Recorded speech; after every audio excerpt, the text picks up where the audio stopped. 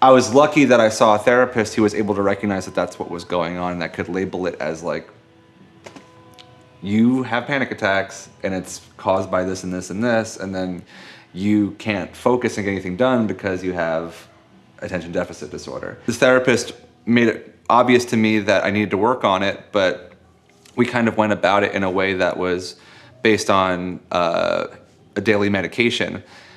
And unfortunately, the medication that she gave me agitated all the symptoms of my panic attacks and made my panic attacks worse. So about 4 months after I'd been diagnosed with all this stuff, I went cold turkey on my medication and went through a relapse and had a really hard time playing music. And it was a very rough time for me because I would pick up my drumsticks and I wouldn't be able to play drums. Like, my mind wasn't able to connect my foot to the drum set. You know, I would try and play a beat, I was trying to play shows, and it would just fall apart. I was still having problems with panicking, and I was still having problems with not being present in the moment that I was in, and you know, people would be talking to me and I would just be off in outer space. And also around that time, I started drinking pretty heavily too, because that was a way for me to kind of cope with everything. So my really good friend Dominic bought me a book called Catching the Big Fish, which is by David Lynch, who is a filmmaker and has been meditating daily since 1973. It's this book that's all about his creative life and how it relates to meditating, and I was like, huh, that's really interesting. But then I went out and I just kept drinking and I was partying a lot.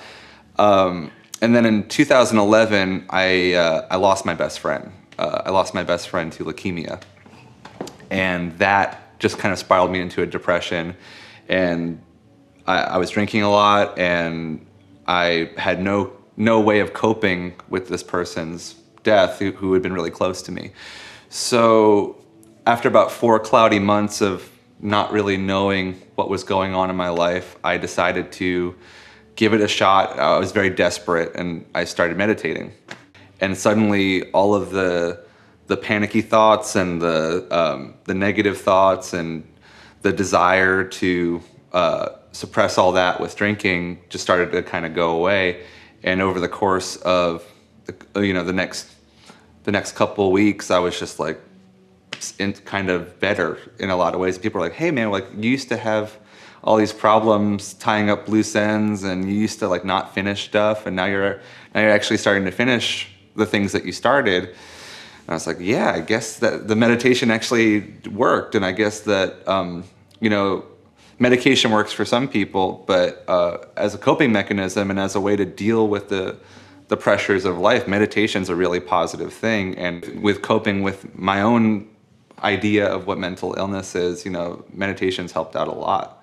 And I would recommend it to anybody. It's not a means to an end, but it's definitely just a jumping off point. It's a way of recognizing the things that are problems in your life and things that are stressful in your life, and realizing that there is a way to deal with it without having to, cause harm to yourself and cause harm to other people with your words or with physical actions.